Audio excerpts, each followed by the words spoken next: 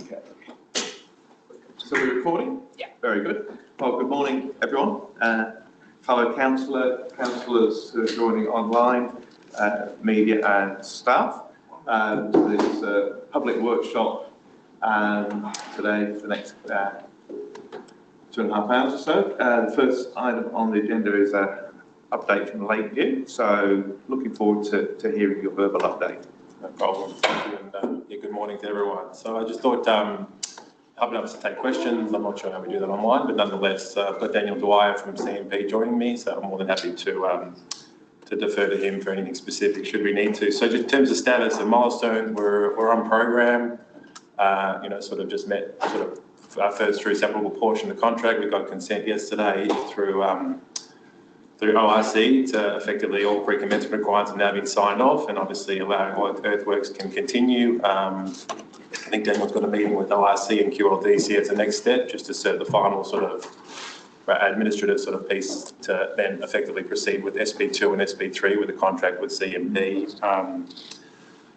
which is great. So that sort of SP2 works about 1.8 months of work, or 2 months of work in terms of the next phase of the contract with CMP. So and then obviously move straight into sort of what we call SP3, which is the significant site cut and excavation works, which will follow shortly thereafter.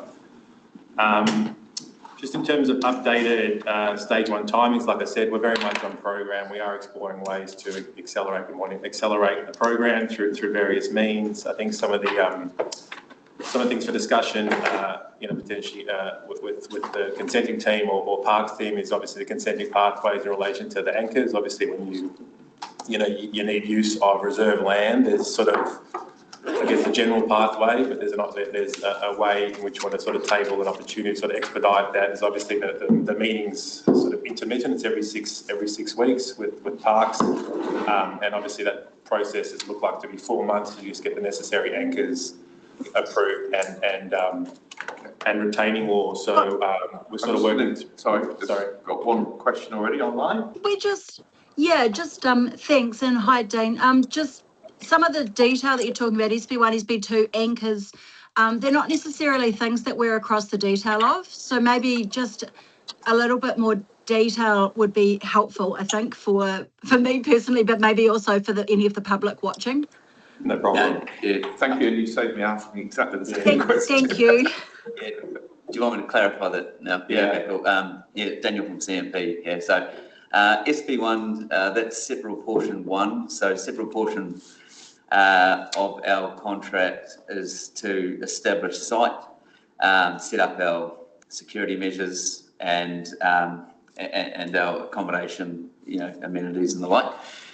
Separate portion 2 is to install all our environmental control, so our erosion and sediment control measures, which is quite a substantial amount of work.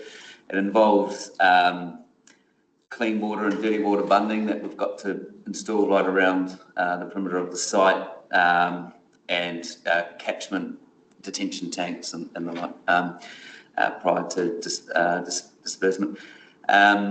The anchors that we refer to are that portion of work will fall under separate portion 3. So once the controls, the erosion controls are in place, then we can start our earthworks.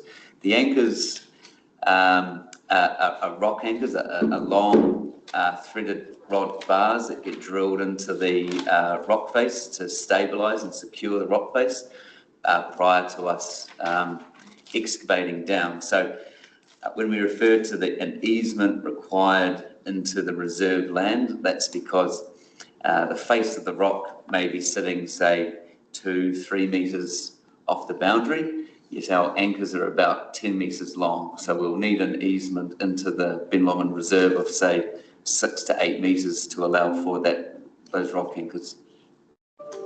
Those are temporary, are they? No, they will be permanent. Permanent. Yeah. And obviously we've been working with Jeannie from the Parks team in relation to the process around that. You obviously got you've got the Reserves Act and you've got the resource consent needed. So Reserve Act calls for a specific process. There are alternate pathways to sort of allow us to expedite that process in terms of, obviously, we can talk specifically to it now if you're interested. Sometimes you're able to sort of apply for a blanket kind of, these are the areas in which we would seek an easement for.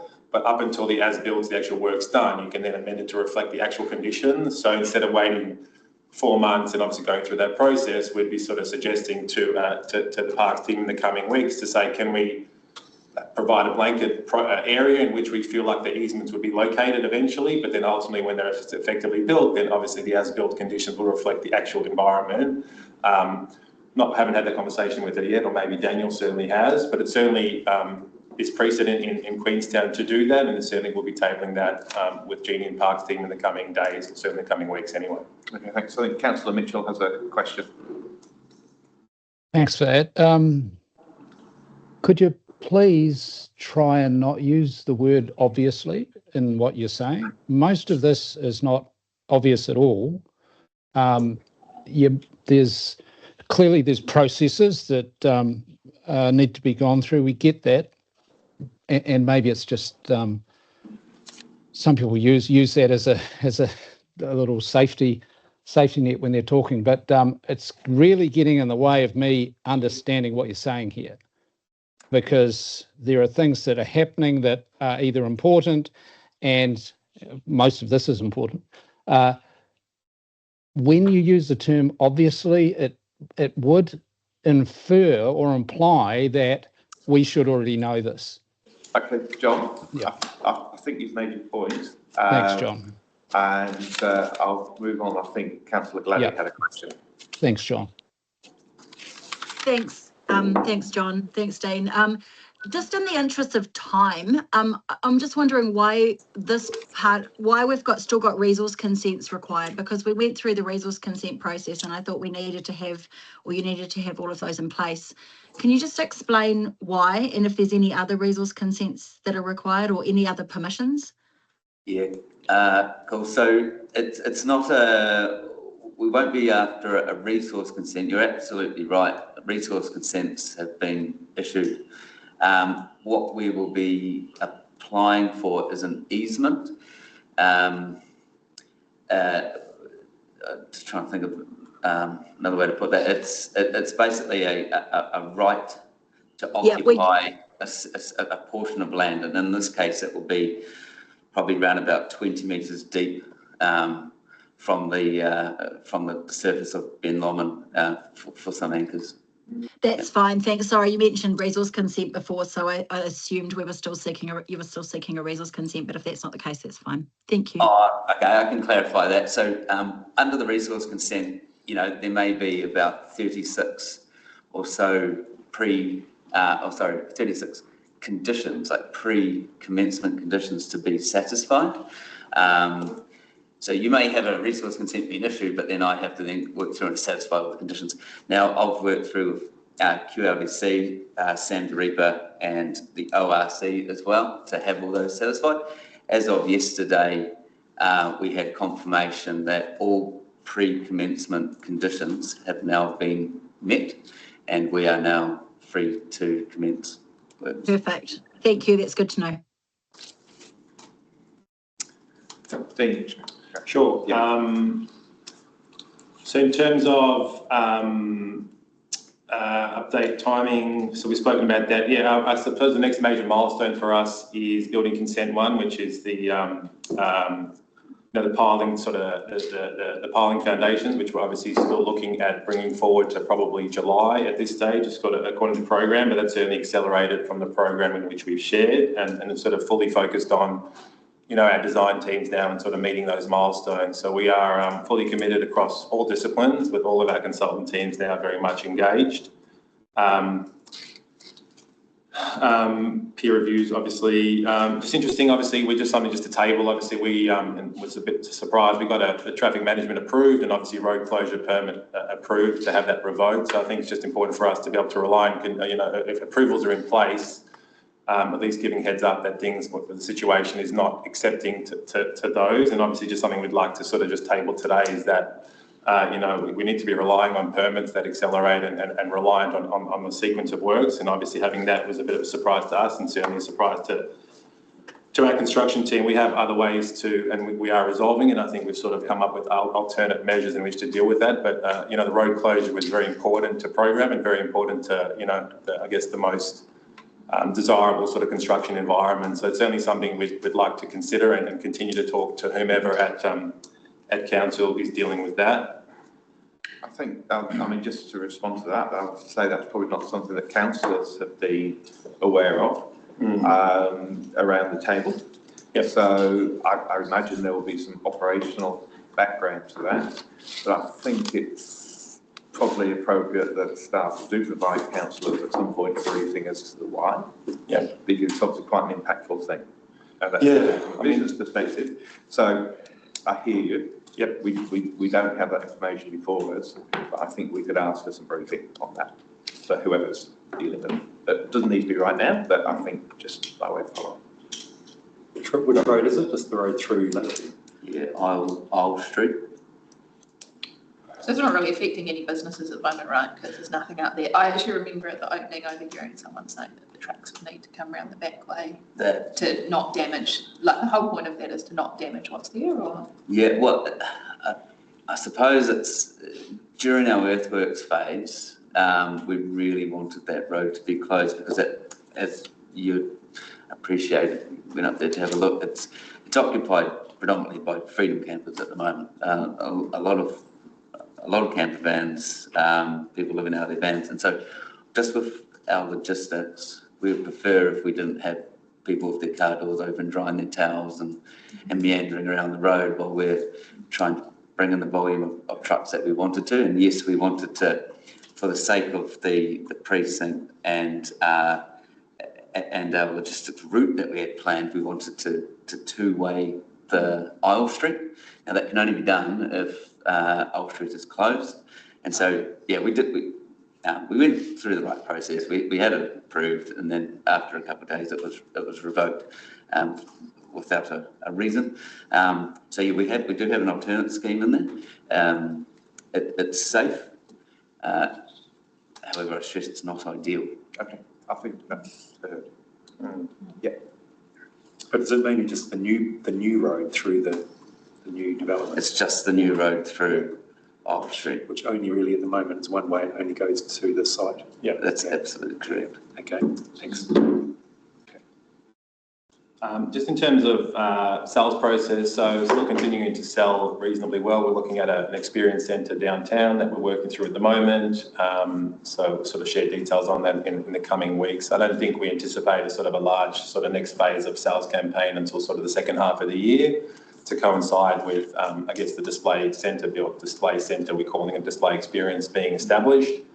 From a finance perspective, obviously the construction pricing, but valuation process has commenced from our perspective, and engaging those teams to sort of work towards, you know, effectively that facility B approval of that process, which perhaps some councillors are across or not happy to talk to that at the moment. But yeah, all going well. In summary, very much ahead of program, still dealing with the nuances of more Daniel is in terms of liaising with the Targa Regional Council and QLDC and who comes first and who comes second, and that sort of coordination is still something, a learning process for us, but it seems like it's you know, been resolved as of yesterday, and obviously just coming up with different sort of traffic management solutions given the revocation of that permit. But all in all, yeah, very much on program and certainly ahead of program in relation to the main sequence of vertical construction, but happy to answer any questions specifically or otherwise. Okay, thank you for that. Overall, how are you feeling? Good, yeah. That's really good to hear. Well, I've got a baby due in 6 weeks, so I'm sure I'll be back into the tunnel shortly. Yeah. But thank you for asking. Good. That's all right, you're welcome. Any questions around the table, and then we'll see if there's any questions online? So that building consent, number one, you mentioned for the foundations, is that the application you're hoping to put in July for that? Yeah, approved. Yeah. Oh, granted by July. Well, that's our accelerated target at the moment. It's aspirational, but certainly confident, you know, based on our design team we've sort of engaged at the moment, that we feel like we could hit that. And obviously it's incumbent upon Daniel to make it happen as well. But I don't see why we couldn't. It might be based on a few assumptions, but we're comfortable that should be met, relatively comfortable with the program we've been issued today. Yeah. Okay. Cool. Very good. Melissa, do you have any No, questions? not from Hugh, do you have any questions? Ed, this is a really silly question. For those of us who are not engineers and who don't have a background in this because we're new councillors, this is an obvious question. Simply, it's asked of me because people start arm waving. The hillside in the back, is it stabilized? And, you know, this is obviously in the wake of Mount Maunganui. Bit something, isn't it? Yeah. So in its current state, it's virgin. It's in its natural state at the moment. As we go through to excavate down to construct the three towers, we have, you know, extensive amount of geotechnical engineering that's been done, and those are the anchors that we are referring to as to stabilise that rock face. So in the current form at the moment, it's perfectly fine. As we go through to create our site platform, yep, we've got extensive geotechnical engineering that will be installed to further stabilise that hillside as well. There's no concerns there at all. The compaction of the schist is very strong relative. If you want to share that, that's quite interesting. Yeah, so this particular area of Queenstown is basically the old route where the glacier came through. So the schist that we have found through our core drilling samples is extremely hard. And an example I used the other day was if we get schist that's sitting around about 25 MPa, we class it as very hard schist. The schist that we've taken from samples there have got in excess of 50. So it's very hard, stable, and what we call competent rock. So zero concerns there. Cool, thank you. Councillor Glanning. Thank you. I've got a couple. Look, this might sound like an odd question, but given what's going on globally and, you know, oil supplies and, you know, what might come from that, how are you managing that risk? Do you have any concerns? Could you just speak to that? Great question. Something that I watch every single day, of course. And it's not something that we haven't been through before. I think we live through these cycles, don't we? Now, we have, you know, we've got the next 12 months of design. However, during that period, we will be dropping out portions of building consents to allow us to start the vertical construction. Dean just mentioned just now, piling and substructure works should be out, you know, within the next few months. For the greater part of our structure, the materials that we'll be sourcing will be New Zealand made or New Zealand sourced product anyway. Our steel, for example, more than likely be sourced out of Australia via Asia. That's the other way around, I beg your pardon, Asia via Australia. And yeah, in terms of shipment, well, our facade systems and a lot of our materials, if we aren't able to source them from New Zealand, which is our predominant sort of direction in the first place, a lot of our product comes from this side of the globe anyway. In terms of cost though, so everything is likely to start to cost more. And I know you've had pre-sales. Do you see any issues on the cost side, managing that? So it's certainly something we should be conscious of, but I mean, it's still too early to sort of say. I mean, you know, different cycles suggest you get wins and losses in each column, so it usually balances itself out. But yeah, if we'd sold for, you know, for 2 litre would have a major concern, but certainly not concerned at this stage, Nikki. And I think the main, I guess, cost impost that we saw during COVID was a big one, was sort of the shipping route between Australia and China and New Zealand, and that sort of hasn't, based on current data, containers haven't seemed to be affected. Obviously, there may be those that are opportunistic and probably look to raise those prices, which was sort of increased tenfold during COVID. Obviously, it's still too early to sort of to comment, but you know, other than oil or petrol kind of thing, you know, for trucks and stuff, we don't see any sort of concern at this stage. And just the next question is just around your next stages. So obviously there's the next stage, stage 3, am I right? Stage 3, I don't know what you're doing next, but how are you looking forward to that I forget what the milestone date is, or the sunset date, or if you could remind us of that, that would be great. But what's your thinking in terms of progressing the next part?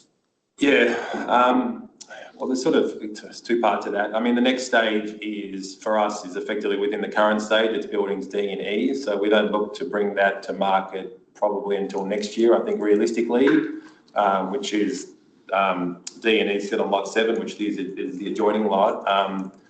So I think, yeah, we're comfortable just focusing our full attention on lot 8, buildings A, B and C, with a view to maybe launching D and E next year. We are exploring, again, like I suggested, accelerating the program. I think it's in no one's interest just having it a construction site for as long as possible. So we're looking at ways to sort of build out that half of the precinct, which includes lot 6 and lot 12. So if things play out the way we hope, we'd be looking to bring both lot 6 and lot 12 through resource consent certainly this year, I'd like to think. Obviously, there's a whole lot of settlement sort of considerations to be discussed with council. We can't start a future stage until we're 50% through the earlier stage, so not suggesting we can get on with it straight away, unless council waive that condition, of course. But I think we'd like to be talking to the next 2 adjoining stages to these particular ones. But yeah, lot 7 is probably the next stage technically, Nikki, which we have consent already. That's great. And the date? When's the next date towards? I'd have to come back to you. I'd be guessing unless Paul knows. Paul, do you know?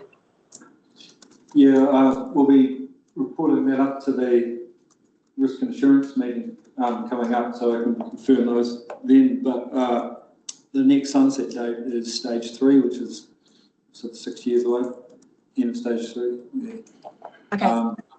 But is it? Which is Really? there are milestone dates. lot 6. Yeah, which is lot 6.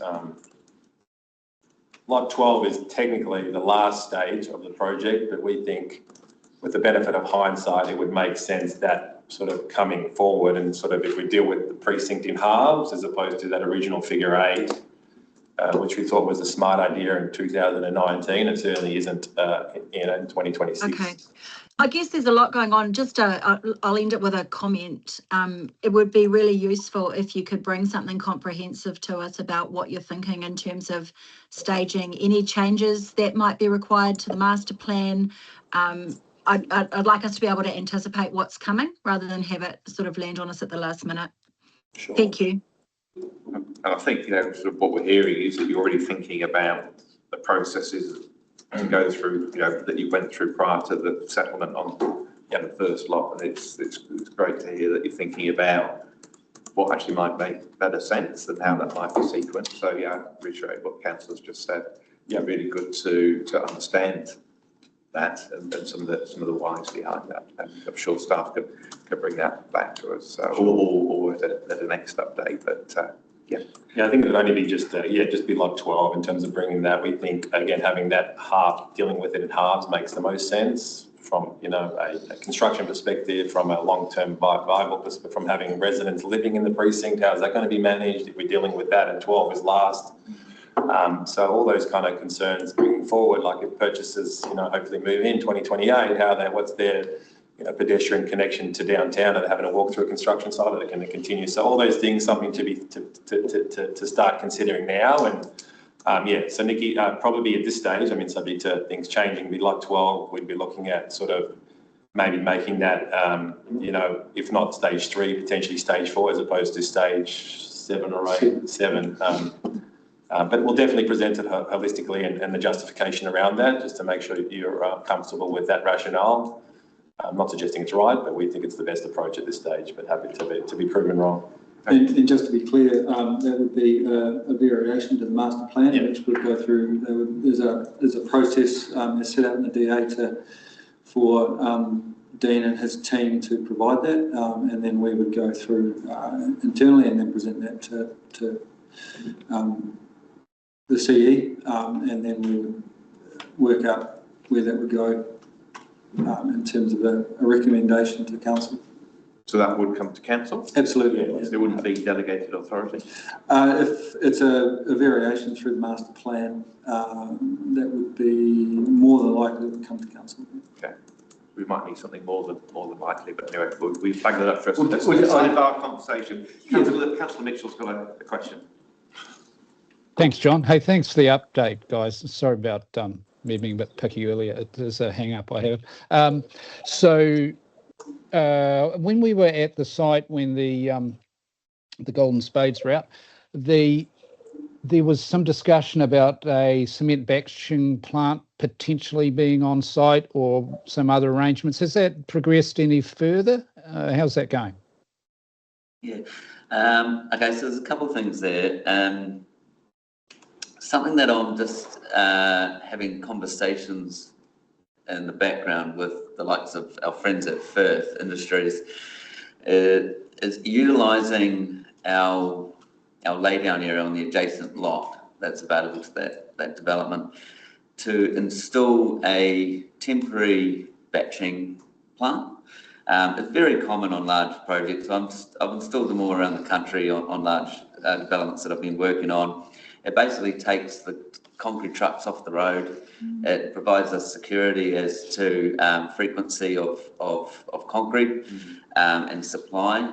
But the main thing is it just means that we have less trucks driving down Franklin Road, and more than likely at my times of pouring, which is peak hour traffic, as you'd appreciate. So what we are doing in the background is we're just putting together a design of this batching plant. It's basically a proprietary plant, but in order for that to happen, I've got to put a bit of a design together, and then we will then obviously have to come back and we'll just have to look at what permits are required for that, subject to the rules of that lot. But I'm hoping that we can all appreciate that it's for the benefit of Queenstown, just to get free up Franklin Road a little bit better. And the other part of this as well, which we're also wanting to set up a schist guillotine on site as well. So any of the schist that we extract from the ground, and we're talking about 4,000 cubes, I think it is, to get it down to our building platform. We're wanting to have a guillotine on site that is then chopping those up to form our facade schist stones. But again, I've found myself a guillotine, and so now I'm just working through the process of what does that look like in terms of our resource consent, and then what approvals do I then need to apply for. So I'll be seeking some advice on that. But yeah, those are the two things, John. Thanks for prompting me to explain that, because that's your support and able to get that through, I think would be crucial for us. Yeah. Thank you. Yeah, I think those sort of things that will, if they're not thought through and the best available options are not pursued, then the social license of this project's going to get hit seriously. So good on you for pursuing those. I think they're really relevant and will make a big difference. We need to consider what the impacts will be on the local residents as well in doing so. So thanks for that. Just to follow on Nikki's and perhaps John's observation too, next time you do an update, it'd be probably really helpful if there was some graphics to support what you're saying, like, maybe a 3D image of the site, and so you can talk to those points, and ideally a time frame as well. Some people are more able to receive that information visually than verbally, which you've done well anyway, but it would sort of add value. Thanks, John.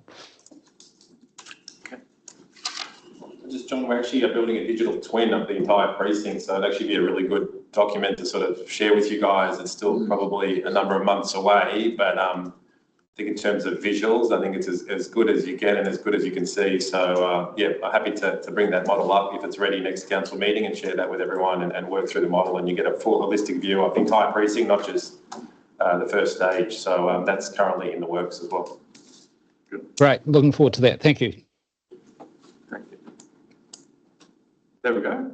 Did you say lot 6 was next after lot 7 and 8? And is that part of stage 3? That's stage 3, yeah. Because 7 and 8 are stages 1 and 2, is that right? Yeah, well, we got consent for effectively stages 1 and 2. Yeah. But obviously stages 2 is on lot 7, stage 1 is currently lot 8, which is the current one. But yes, stage 3 is lot 6. So Okay, and then lot 12 might come into that stage. yeah, or it might be and we effectively we went 8 in just the year on 2018, 19. We went 8, 7, 6, 2, 3, 4, 5, 12. In terms of that was the original thought process. Okay. Not sure why number 8. Maybe there was a reason behind it back then, but yeah, 6 years later, we feel like 7 years later. 7 years later, yeah, it's probably not the best approach. Yeah, very good. Thank you. Okay, thank you very much. Thank you. Thank you.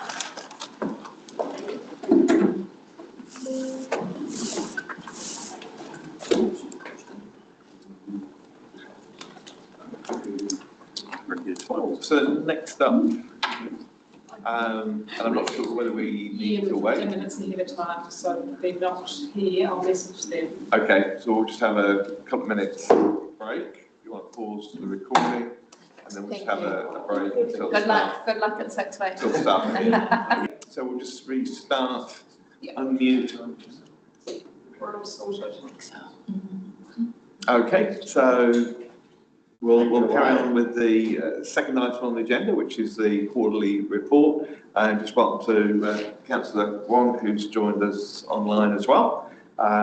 So hopefully if there's any questions, I'll pop them on the screen. At the moment, we can't see the councillors online, so but over to Ian. That's all right. I'm just I think you all know Deanna. So Deanna's going to take us through just some of the highlights and also have a look at the projects that we currently report on, etc. So I will hand over to Deanna. Okay, quick question before we start, because it's always going to come up. If we've got questions about a particular something in the report, would you like to just us to put them as we go through the report together, or come back to them at the end? So the format we've done for the last few times is that I've prepared a slide with a few highlights and challenges. So I will talk through those, and I'll pause after each point for you to ask any questions that you may have, and then at the end of the highlights and challenges slide, you can ask any questions about any other KPIs you'd like. And then we'll show you a list of all the projects we're currently reporting, and then you can ask questions on any of those. So if that works for you. Thank you. Yeah. Right. So we've got here the highlights and challenges on screen. So I hope you all have the report there. It has been online for a little bit. So we're talking about it December. So that's the second quarter of the financial year. So I'll start by highlighting the good things. So water supply fault response times, which are listed on pages 5 till 7. All of them have targets achieved in all measures. So that shows the contractors are doing really well responding to any issues that pop up around. For the wastewater complaints on page 9, we're also well within target range. So again, contractors are well prepared to deal with anything that comes up.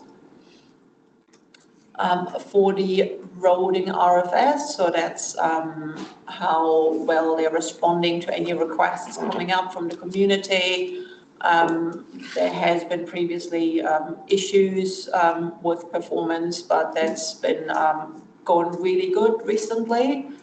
So as you can see, out of the past few months, they've been really close to target. For the freedom camping requests, they've been doing really well as well. Out of the past 6 months, 5 of them have achieved the target, and I believe there was maybe 1 or 2 that month that was resolved later than expected. So they are still doing really well responding to any requests from the community. For customer service calls, again, doing really well. They did have a bit of a dip in performance in August, but they've really pulled back after and improved. In the last 3 months, they've achieved their target. So that's how fast our customer service team answers phone calls. So now I'm going to going to have a look at some of the challenges we face. One of them is the stormwater complaints on page 10. Now, we have seen a bit of an increase in complaints, and part of that would be the weather events we've had the last couple of years. We had quite significant rain in sort of September, October, so that played a part in that as well. But the contractor is constantly reviewing their maintenance of stormwater to try and get ahead of those complaints.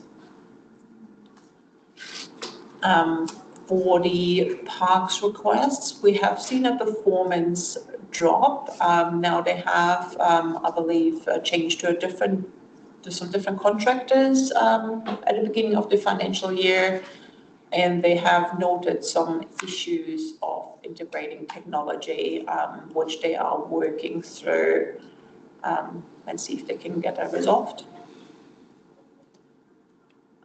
Food inspection is one that's been a challenge for some time, but they have filled vacancies and they're starting to clear the backlog of verifications. So over time, we should see that that performance increase. And then the last one I have on my list is the resource consents on page 19. So they have dropped a little bit below the 95% variance that we allow. We allow a 5% variance from the target. So they've dropped a bit below. They have faced some resourcing constraints and also rise in applications, which they're dealing with the best they can. So that's all I have on my highlights and challenges. Does anyone have any questions or comments to anything else? Do you think the increase in complaints for stormwater was just because the weather's getting worse, or is our system starting to deteriorate? The weather would definitely have an impact. Tommy, is there anything you may wish to say? Just that there were quite a few stormwater issues, December rain in particular, it's noted on that report on the page. It seems to be a feature of it. Very wet, it has been a very wet period. And from the commentary I read from the staff is that a lot of the complaints are about sort of debris, and people are worried about flooding may occur, and so a lot of it is, and sometimes they have complaints in the stormwater where they're not actually complaints. I find sometimes someone might have dropped their keys in the stormwater drain and other issues that are still logged as stormwater complaints. Right. This question, and it may be the information is not available, but it might be helpful to have it.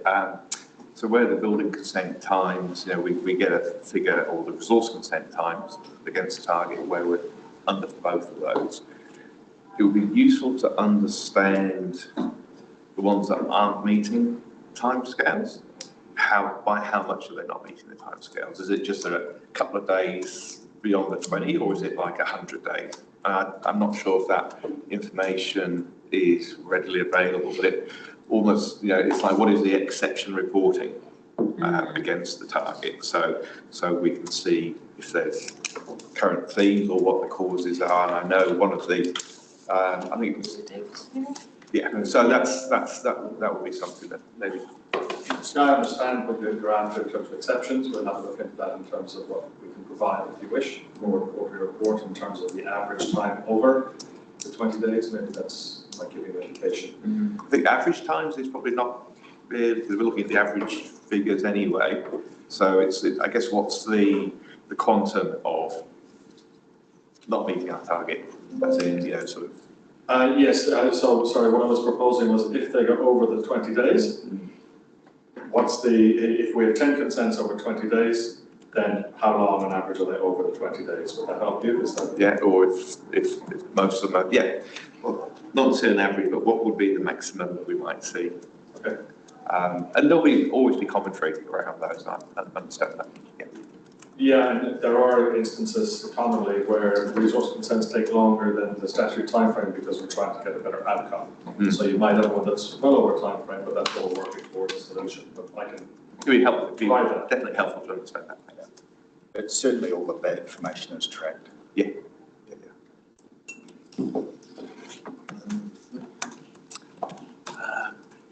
Right, if there's no more questions to KPIs, we can move on to. Yeah, we weren't proposing to go through the report page by page or anything, but if there's any questions. Nikki has got a question questions. online. Thank you. Thanks. Look, request for next time. Could we add the materials recovery facility to the program reporting? Yes. That would be Yes. really helpful. Thank you. Absolutely. We and already thanks, have that. Yeah. We already and have thank you that for in adding the pipeline. Wanaka. Thanks for adding the Wanaka waste facilities. That was helpful. Kingston. It has been sitting there without any further information to councillors about why we can't acquire land for well over a year. So I think we need a detailed report from staff around what's happening there. Obviously it will, well, probably it will need to be in PX, but I want to see the detail of what's going on because this is a major risk and we're just not seeing anything on it. So Tony, could you commit to bringing that to us? Well, I'll work that through with the chair of infrastructure as well. We need to talk that through. Yep. Right. And what's the other thing? Sorry. The sort of to John's point, but on those, but more on the capital programs that we're looking at here. Last time or earlier on in the term, we asked for how long it's been sitting in that colour. We haven't seen that yet. So if something's in red or amber, I think we need to know how long it's been in red or amber for. Especially important for a new council coming in to understand whether something's been sitting there for 3 years or not. Could you commit to adding a time to that? Yeah, Nikki, it's in here. Yeah, that's no problem. We can definitely add that in. I know we've got the little indicator of whether it's changed, but I don't see any reason why we couldn't have a last change date on the report because we have that information. I'd recommend work through it, see how that starts to stack up, because it may also need a little bit of additional commentary in order to explain why some of those numbers are as they are. Yeah. Okay, that's great. Those couple of additions would be helpful, and I will be looking for a detailed something on the Kingston wastewater land acquisition. Thanks. Yeah, and just regarding the materials recycling facility, Nikki, yeah, we've got that request and that will be in the next report. Thank you, appreciate it. Just one question, and I'm not sure if anyone can speak to it. We've got in the health and safety, we've got one notifiable worksite incident involving a contractor. Was there any implications or actions taken for QLDC as a result of that? I don't have the precise details about that. But I believe that was dealt with by the contractor. But we can check with the health and safety team if you want more information. Yeah, I mean, if we're getting to a notifiable event, that's, you know, the level We can we get should that be, information for you. just understanding. John, that may have been that incident that I possibly reported through about the Tucker Beach landfill recap process where there had been significant concerns raised by residents in the area and resulted in the work being halted there until they put proper health and safety processes in place. If not, then we should probably see that too. I'm not sure the details, but I don't think so. Can't see the screen. Has anyone else got any questions? It's Megan online. Sorry, just a quick thing. Those notifiable events will be reported through to the Audit, Risk and Finance Committee. So that detail will be there, but once we have that report, we could circulate that to all councillors. Okay, thank you, Megan. John, sorry, just we're not seeing online the presentation, the PowerPoint's not being shared. Is that intentional? That's definitely not intentional. Thank you. If you go onto the Teams, down the bottom. Yeah. And then just share your screen up the, yeah. And then, yeah, just screen will be fine. Oh. Yeah. I just realised I couldn't stay. Yeah. Just And then go back to the PowerPoint. Just take a second. Can you guys see that now? Yep, getting there. That's much better. Thank you very much. Yeah, sorry, it was a test. And you passed. Thanks very much. Yes, that was just failed. the highlights report there, and then that was the list of the capital projects that are currently reported on and the changes. I was noting just in terms of the RAG report, the status of Glendhu Bay wastewater system. There was, I think, back to 2023, there were issues. Do we know where that's at? As far as I'm aware, it's fully compliant with its resource consent conditions, but I'm not sure. Is there a reference in is there a page? Just need to get down to where it says wastewater. What page are you on? 45? Maybe. Oh, the compliance. Compliance, yeah. Well, it shows all our wastewater plants. Oh, page 45. Compliance with consent. So that's Glendhu Bay abatement notice in 2023. So just wondering if anybody knows why that's not shown as any update. The status is, my current understanding of the status is on page 46. Yeah. So that's an abatement notice is actually the campground that's responsible for that. I will check on its current status. Yeah. This was end of December, this report. Oh, true. So okay, so it may have been action by now. Yes, thank you. That's a good point.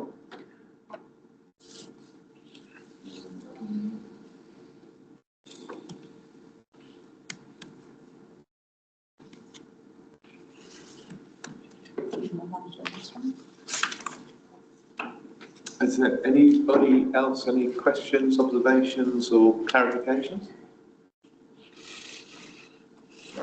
Oh, thank you. Thank you very much. No problem. Easy.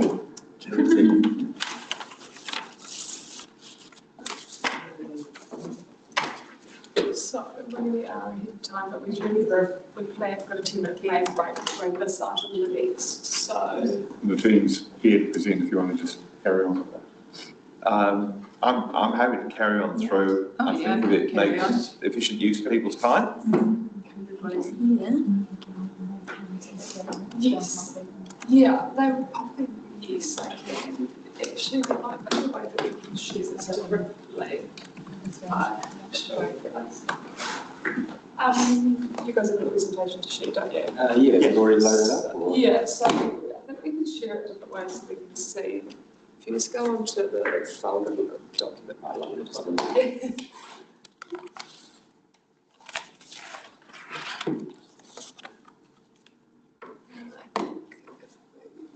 Just share this.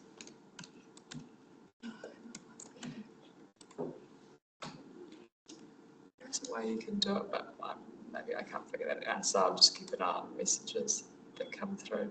Is there a way you can do what, so you can't do? That you can share the PowerPoint and it shows the PowerPoint and also the people beside and you can see the hands popping up, but it might take me a while to figure out. So I'll just keep an eye on the chat to let you know if there's any questions. Thanks. So we'll share the screen. That's where the space bar and move through the slides behind. Yeah. So, oh, you've got to share it. There we go. There we go. Thank you. Yeah, lecture much. Work fun. Is that all good? Great. I think so. Can everyone online see that? All good? Yep, looks good. Awesome. I'll get into it then. My name's Richard Powell. I'm the Infrastructure Development Engineering Manager in the P&I department with Tony. Beside me is my colleague Sam Metcalf, who's the Infrastructure Development Engineer in my team. The purpose of this workshop today is to introduce councillors to the Code of Practice, with the understanding that some of you may have limited experience, through to the likes of Councillor Bartlett, who I would describe as a code enthusiast. And I suppose we'll also use this time to touch on the future of the code, to give you and those who are in the SEM Infrastructure Committee some preview into what you'll see coming in front of you in the next 18 months. And that's why I've got Sam here to talk about this as well. He was instrumental in developing the last update to the Code of Practice that was adopted last year, so he'll talk more on those points. So you can see on the front title page, that's what the code looks like. The front page, nice picture of Lake Hayes and the remarks in the background.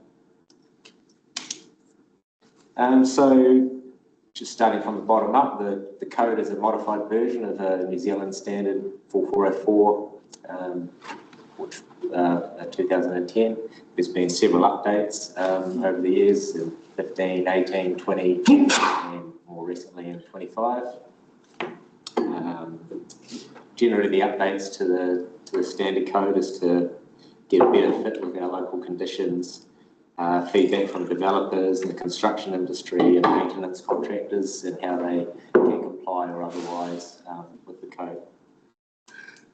When you're looking for things within the code, it's generally broken up into 9 sections, which I've got listed there. I'm not sure all of those, but you can see they're generally arranged into the 3 waters, roading, landscape. So pretty general headings. Attached to the end of the code is 14 appendices. These appendices go into a lot more detail and a little bit more specific. Probably the most important one out of that list would be Appendix B, the standard construction drawings. So that's got a whole lot of details of how we get everything built, from curbs to instalment pipes, everything in between. And then you can see further down there's things like sewer pump station, water supply pump stations, which have got a lot more detail in them around, like the switch gear and controls and things like that have those facilities.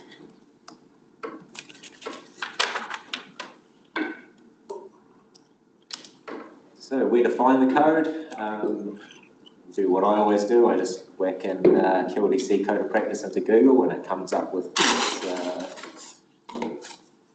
this bit here, which we click on, which will take us to this page here. And on this page, you can see we've got the current Code of Practice sitting right at the top, 2025.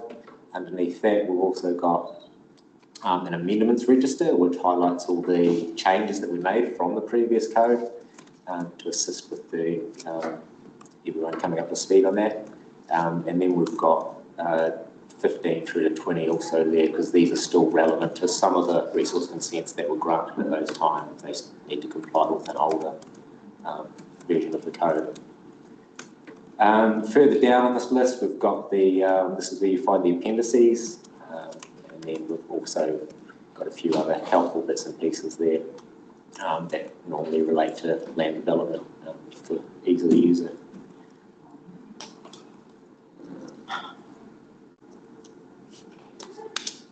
So how is the code used? The code is what I call owned and maintained by the Property and Infrastructure Department and administered by the Planning and Development Department.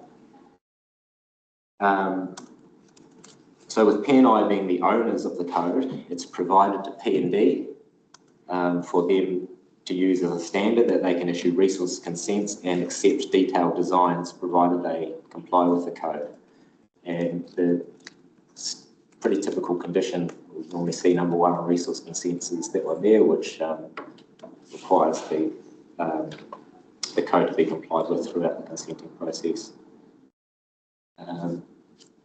Previous versions still hold some relevance, which I just touched on just before, where previous resource consents that were issued under those codes just need to comply with those codes. And with a big rule book like this, there's going to be exceptions to each of those rules. So quite often we get requests for deviations from the code from developers, and they're processed through my team and P&I, usually from a request through from P&D saying, these guys aren't complying with the code, is this okay? And that level of assessment is relevant relative to the complexity and the size of the deviation. Can I ask you a question? Absolutely. So what's the status of the code? Is it something that people need to legally comply with, or is it an assessment matter in planning? We also can see Dave about to answer.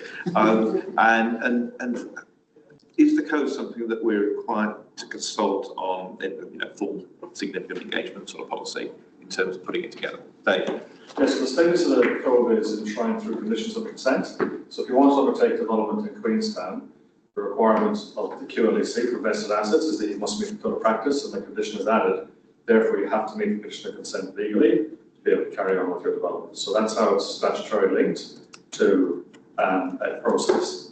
And in terms of consultation, the council from time to time understands changes in the engineering environment that would require the code to change to get better practice and better infrastructure in the ground. And the council then decides when it wants to make those changes and goes through a full public consultation process. When we do that, we give everyone an opportunity to get involved. We'll outline that process of a slide right at the end for the 2026/27 update that we're currently going through. So thank you. So I'll hand over to Sam now to talk about the previous update for those who weren't around for that one, 2025 update. Cool. Thanks, Rich. Morning, everyone. So my name is Sam, and I'm one of the engineers in P&I, and I was pretty heavily involved with the 2025, which is the most recent code of practice updates, to the point where I was having code of practice dreams at some points. I'll just probably give you a bit of an overview about the most recent updates we had. So, well, the code and the updates are important, particularly with QLEC area being extremely fast growing. There's lots of infrastructure we take on, and the code directly impacts the quality of that infrastructure we get. So it acts as a blueprint. And so the most recent set of updates we did, I'll speak to it as the 2025 updates. They were primarily focused on stormwater, amongst other things. And the stormwater was sort of seen as a really important and a key focus of things that we could look to improve and get better practice. So recent events sort of show some of the importance of these systems. Auckland floods, for instance, Cyclone Gabrielle, and there's also the importance going forward, particularly with the effects of future rainfall events and climate change. And really the intent was to be able to get the right infrastructure at the beginning. It's typically better to get things at that design and consenting process rather than having issues that we're looking to fix later. So we had significant range of updates over certain sections. I think in total we had 900 things that were changed, some of them more relatively small or minor clarifications, some more major. Some of the significant updates included requiring consideration of blockages and things like that. What happens if systems had issues? Also more detailed guidelines and criteria around soakage devices and the design around that. Looking at water quality and water quantity, particularly around sort of those more frequent, potentially erosion causing events, and generally more intensive stormwater modelling requirements. We had a few lessons learned, I suppose, from this process in terms of how we did the updates and the consultation process that we went through, which we can sort of touch base later on in the workshop if that's useful for people. Quick question. Yeah. Sorry, completely ignorant of all this stuff. So, we often talk around, for certainly stormwater, nature-based solutions rather than hard engineering. So whether that's swales, blah, blah, blah, whatever. Does this code, is it an enabling code for that, or does it actually give some steer or direction as to our preferred policy? Yeah, so the code, does have sections around low impact design, very much those things, swales around gardens, and so it does. So it does give. Yeah, it does give give mechanism and criteria for those systems to fall under. So that's helpful for bringing them into scope if people want to. Yeah. So it considers things like pipes and culverts, but also the softer infrastructure. Whilst we're on stormwater, we had an update the other day on the Rockabilly. What is it called again? Rockabilly. Rockabilly. Anyway, in Wanaka, but from the North Lake subdivision and the impact of I'm just guessing because I'm new to code as well. So the code that was like national standard of how they should look at stormwater, and obviously that failed in our region because they were saying, nationally it just goes into the sea, where this is going down to our freshwater kind of lake. And anyway, we've had to change the stormwater system there at like $5 million cost to the ratepayers. So would you see that these updates that wouldn't happen again because of these updates? Is that what this is for? Yeah, that was, that specific case was one of the key considerations when we were updating that, which was, looking at those sort of more frequent events which happen, day to day, or that do have that erosion causing effect, not necessarily just those big once every 10-year events. So we added there's additional criteria to assess situations like that, which was fabulous. The specific ones would make sure they hold back like the 1 year, 2 year storms, the ones that come through frequently, and also to retain the first 20 mil of rainfall falls on your site, soaked to ground. So those everyday events, or not everyday, frequent events, they actually ideally don't leave the site. So capturing it and slowly discharging it or soaking away. I think from memory, from what I've seen, a lot of the stuff, the work that you're talking about in Rockabilly, which has been done to sort of improve that situation, a lot of the design that's done there follows a very similar method to what we've got in the new code. And just because I guess around here there's a lot of hills and things, and then there's a new potential subdivision going over in Wanaka as well, again on the hill, the opposite hill to where that was, it's North Lake, and now there's Sticky Forest. So Sticky Forest is going to lose some of its trees and then become more housing, and I just would hate to see a bad stormwater design and then stormwater ending up down in the lake there, One of the questions we just asked when we were there is like, how can we just make sure this doesn't happen again and again? So this is great to see this. One of the other key things is identifying the sensitive receiving environment for these stormwater systems. So Rockabilly Gully would be considered a sensitive receiving environment because it's any flows that you put down there, it's sensitive to erosion because it's steep, it's loose soils. So there's more requirements to look at that as well.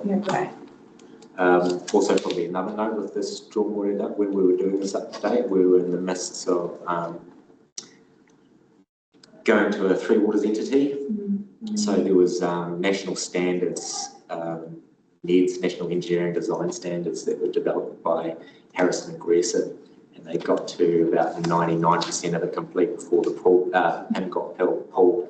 So we tried to align with what we could see coming in the national design standards, and then got that same team from HMG to review our changes to our code as well to make sure there's some alignment there. Is it fair to assume that this update applies to any of the stormwater management work that will be done at Lakeview?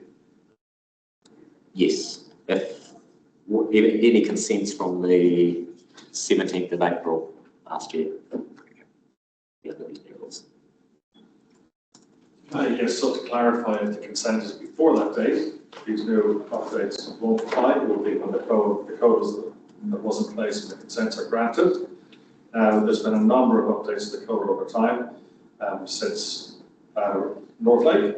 So there's been a number of changes. This is just the most recent one that Richard was talking about that brought in another 900 changes to the code. So council don't consider that there's a significant issue with how the stormwater is designed up there.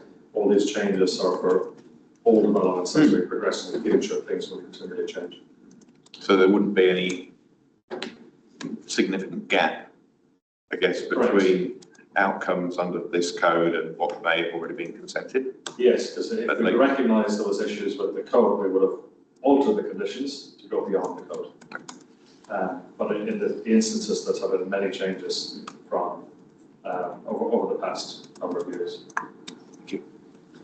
Nikki's got her hand up. Oh, thank you.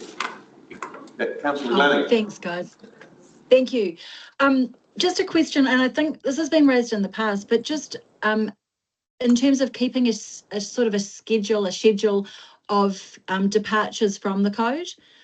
So where a development, comes to you, obviously, and there's an adjustment for, some reason, do we report those if we got a schedule somewhere?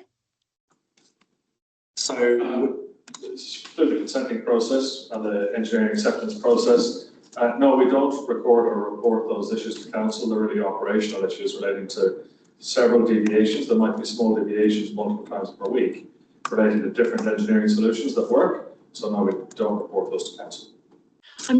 Even if it's not for the purposes of reporting to us, it would be a way of understanding or seeing trends and seeing where issues lie. Even if you included who's signing these things off, you start to see patterns. Yeah, maybe if I explain the process a little more. Okay, thank you. So like Dave said, we get, a dozen a week perhaps, and one might be, we want to use a 100 mil pipe for 2 lots instead of 1. We look at the capacity of the pipe, that's fine, we cover that off with an email. Anything more significant that needs some consideration from the asset management team, the operations team, maintenance contractors, that goes through a deviation from code form where we get the developer who's applying for it to fill out that form, and then that goes through the checks, it gets its recommendations, and then signed off by my manager, Simon Leary, who was traditionally it was signed off by the chief engineer, which he has that role. And I guess sorry, just quick interjection. Yeah, this relates back to the risk that council takes on when it approves things, I guess. So there will be some sort of risk assessment or some quantum of risk that council is or isn't comfortable with in I guess, informing that decision. That's right. And there's been cases where we've asked them to increase insurance, for example, because those risks are higher. So we look at mitigating ways we can mitigate the effects of that deviation as well. Okay, sorry, Nikki, I interrupted you. No, it's a good point, and I'm just wondering if that is, sorry, with the risk hat on, is that all those controls, are they all part of are they all plugged into the enterprise risk management system, or is that sit outside? It sits outside. Right. I'm just wondering how we get some, because these are big risks and they have cost the ratepayer significant amounts of money, how we get some sort of oversight of it. Presumably this all goes through because you have a departure form. Is there not something in our system that would allow you to see the patterns, or? Patterns, not so much. And there are familiar things that keep popping up, and if they are familiar, we would change them in the code. But a lot of these things are we really need to look at them on their own basis and not, I mean, whilst we try and be consistent across the board, a lot of the deviations we'll see are very specific to that particular location or particular development. And another way we have interdepartmental meetings once a week with the planning and development engineers, and through that meeting we have a spreadsheet so that tracks any issues they come to us with and vice versa, and that tracks any ones that keep popping up more frequently, and if it's something that we would look to change, then we add that to the list of code of practice updates that we will get to. Thank you. What is the relationship, or is there a relationship between the code and covenants that govern private developments? Covenants that might supersede or that might be archival, and in fact, now the code has gone past them. And the reason I ask is because I listened to Judge Haslam in the Environment Court a few years ago say that a covenant that a developer would want to impose, he could not do because that would take away the policy-making function of the council. So do you ever encounter covenants, or do they go into your equation of how you're looking at development? I think it's slightly two different things. So covenants on those lands, Dave might be able to help me out here, would take precedent, I would assume, over the code of practice. So if there was a... Sorry, not legal covenants, covenants by a developer, covenants that, says I'm going to develop 50 houses and none of you can put up earthworks or something like that. Do you interact with that? I can answer that question. Those covenants put by developers too on the property owners that they develop within are private covenants, and council is not party to that. So we would still require the code to be met if infrastructure is being constructed or designed for council to invest. If it's not being constructed for council to invest, in an odd situation that it's not, we still require the code to be followed, because the code is enshrined in all the engineering work that was done in the past to understand that something is safe and going to be sanitary and going to work. So unless there's a heap of work done for another solution to show all the engineering from first principles to how it's going to be safe and work, then we will say we require the code, or there could be more than minor effects. So a covenant between a developer and a landowner is not something council is party to or has to consider when a resource consent is being applied for. So John, if I may, so the code would be a minimum then. A covenant could be a higher standard, but it couldn't impose a lower standard than the code. That's my question. Is that correct? Not one that council will accept. Yeah, thank you.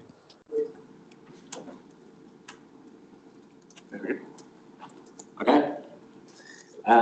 Moving on to the next update. So during the last update, there seemed to be a demand to update the roading and transport section of the code to meet updated national standards and to accommodate more high density developments that we're seeing come through the door, and I would like to see more in the future. While it does have a roading and transport focus, we've opened the code up to comments seeking some corrective feedback from the changes that were previously done, since they've been in use for about a year now. And also having a focus on the roading and transport aligns with the CCO split, with the roading and transport assets remaining with QLDC. Here's the one that you'd be interested in, the process. Oh, sorry, Nikki, I just saw your hand pop up there.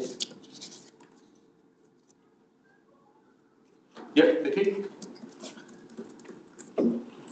Sorry, muted. Just wondering which bits are splitting off with the CCO and which aren't.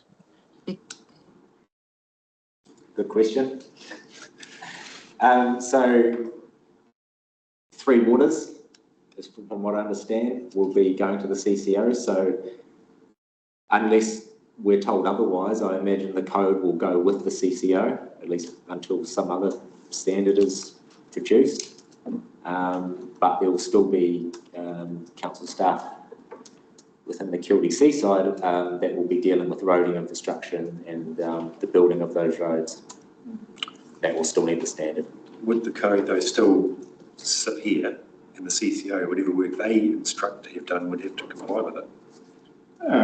I think the first version will, but after the CCO will take charge of it. Right. I can't imagine this, because this sets the standards by which they will accept assets being vested in them. Yeah.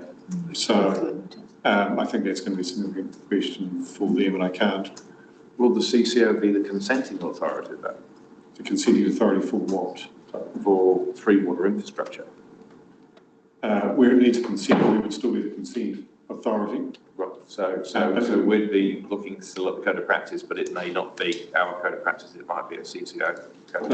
I think at that point, though, our resource consenting process, I'm not sure we'll be dealing with the code of practice requirements, because you'll be getting an application from the CCO as an applicant applying to do something which meets their standards, is I think.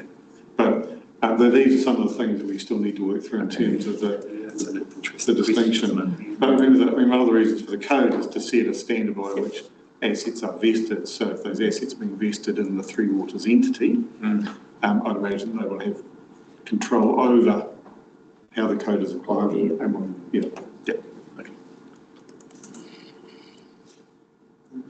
Okay, so the process for the next update, or update that we're currently in, is as of last month, we've put a request out to external and internal users of the code to request changes that they want, or anything that they have problems with using the code. Out of this feedback, we'll consider and process with the goal of producing a draft code.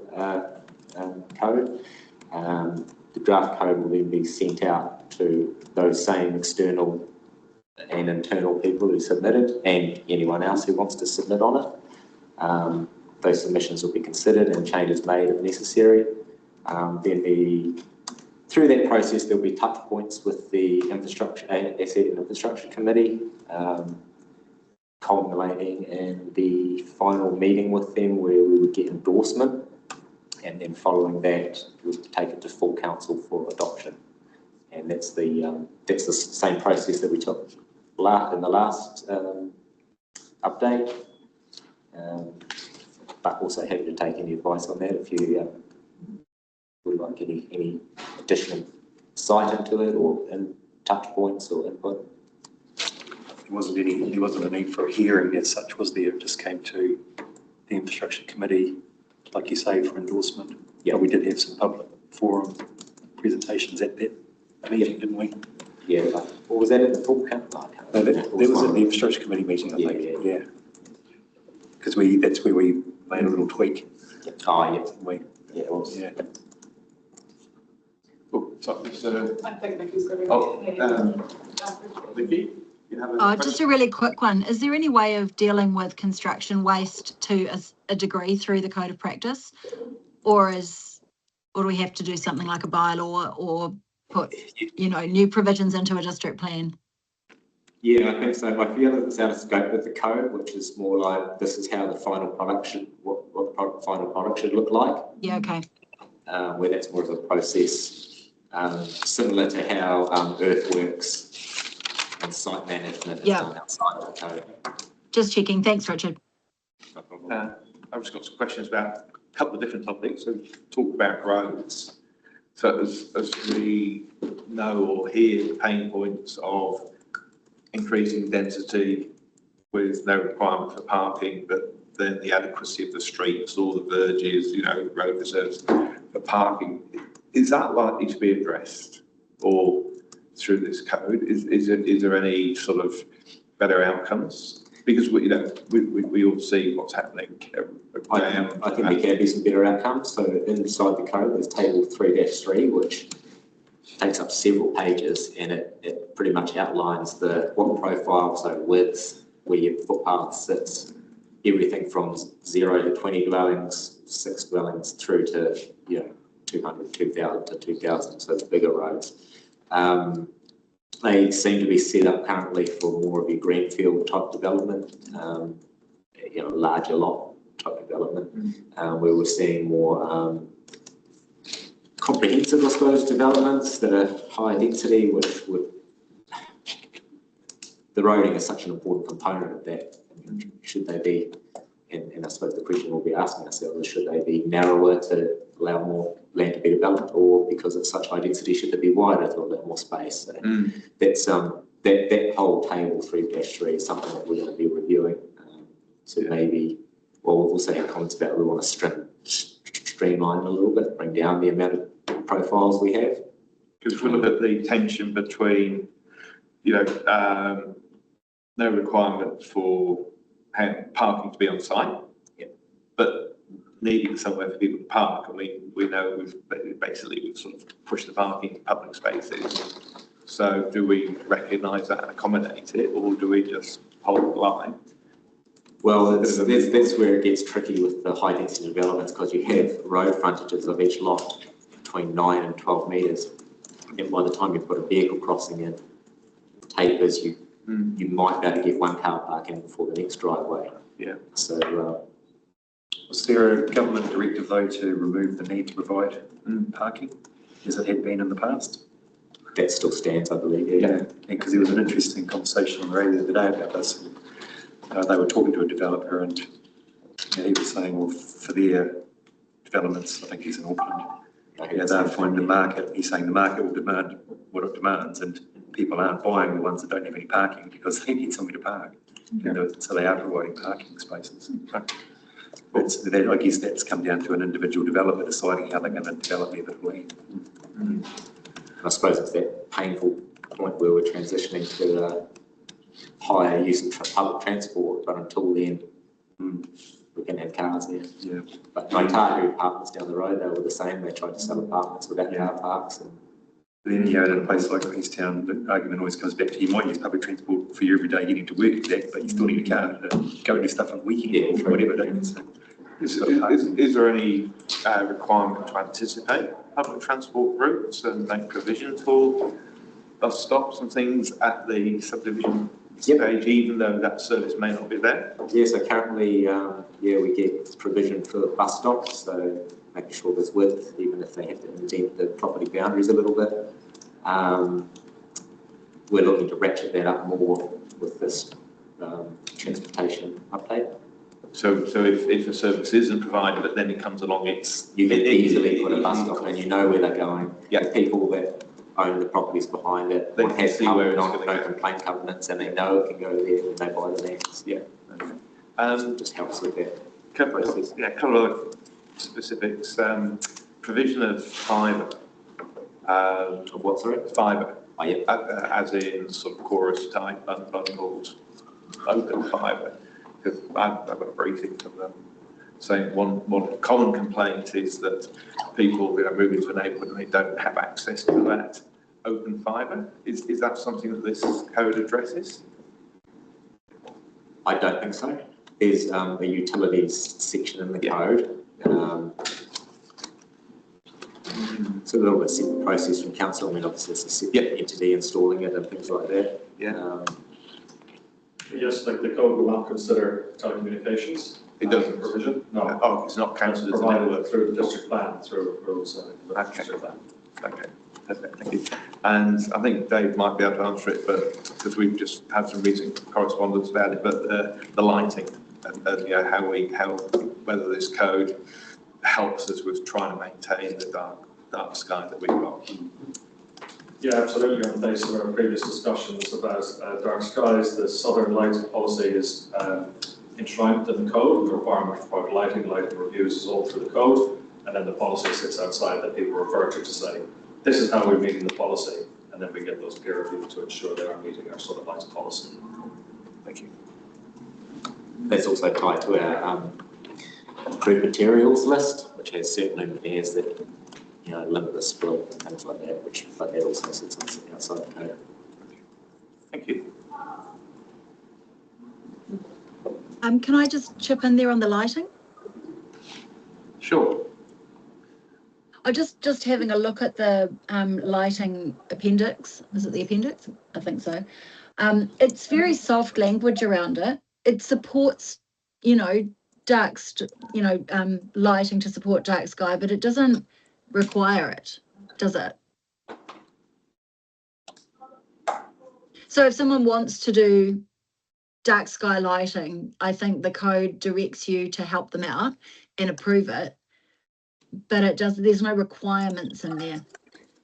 There's a recommendation. It's mentioned, I've just searched dark sky in the document and it comes up 4 times. It's supportive of trials. It makes a recommendation around residential development to support, but that's as tough as it gets. I'm just wondering if we're doing a review in 2026, it would be useful to have lighting as one of the topics and to reach out to those dark sky stakeholders and developers, obviously, to see what can be done. I know we were talking to a developer just the other day who said they were going to be required to light up, and this was NZTA, so not us, light up an intersection and, you know, for safety purposes. But at the end of the day, you know, what it does to the dark sky is significant. So sorry, and that's a bad example because it was NZTA, but could we go out and review it as part of the 2026 review? Yeah, absolutely. So you're not the only one with these thoughts, Nikki. We've actually looking through the submissions, we've actually had someone comment on reviewing the Southern Lighting strategy as part of this. So we'll consider that and have a look at what's in there. I suppose I mean, it makes sense in the dark sky areas that are looking to get that status in the future, or is there some direction to get the whole district as a dark sky area? And then I suppose it will come with a whole lot of retrofitting as well as not making it worse with new developments, which is what you're trying to achieve. Yeah, thanks, Richard. That'd be great. Very good. Happy? Always. That's good. Okay, well, I think we've got through the business, so thank you, everyone. Very good. We've all got an extra hour plus to catch up with our emails. Really nice. Thank you very much. Thanks, everyone.